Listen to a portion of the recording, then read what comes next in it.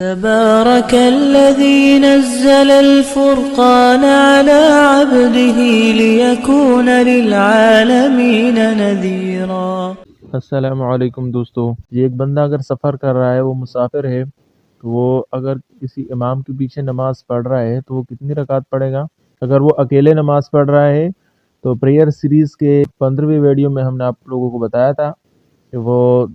صبح 4 رکعت مکمل پڑھے گا، لیکن 2 بھی اس کے لیے جائز ہے، اور ظہر کے وقت 2 رکعتیں پڑھے گا،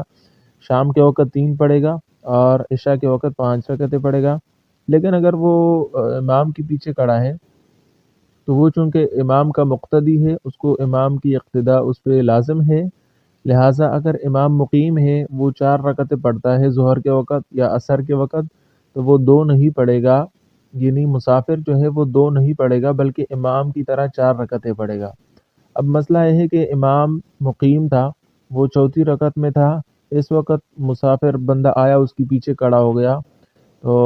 اس سے چاروں کی 4 رکعتیں چھوٹ گئی ہے، وہ آخر میں بالکل آیا ہوا ہے یا تیسری رکعت میں آیا ہوا ہے، لہٰذا وہ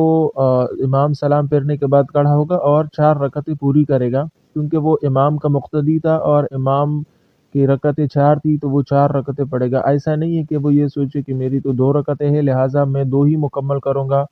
اب امام سے اٹھنے کے بعد 2 ہی پڑھوں گا، یا میں تیسری رکعت میں آیا تھا تو 1 رکعت پڑھی تھی امام کے ساتھ، اب اٹھنے کے بعد 2 رکعتیں پڑھوں گا، اس طرح نہیں ہے، بلکہ امام کی اقتداء ضروری ہے۔ وہ جو ہم نے بیان کیا تھا اس سیریز کے 15ویں حصے میں، تو وہ منفردن تھا، یہ جب امام کے پیچھے ہو اور امام بھی مقیم ہو، یعنی اس کی نماز 4 رکعت والی ہو، اگر اس کی نماز 2 رکعت والی ہے تب تو مسافر کی بھی 2 رکعت والی ہوگی جو مقتدی ہے، لیکن یہ جو ہم نے بیان کیا ابھی کہ وہ امام کی طرح امام جتنی پڑھے گا، اگر وہ 4 پڑھے گا تو مسافر بھی 4 پڑھے گا، یہ اس صورت میں ہے جب امام کی نماز وہ اقامت والی ہو، یعنی وہ پوری نماز پڑھے، کیونکہ اگر امام مسافر ہے تو پیچھے مقتدی جو مسافر ہے وہ اسی کے مطابق 2 رکعتیں ہی پڑھے گا۔ تبارك الذي نزل الفرقان على عبده ليكون للعالمين نذيرا۔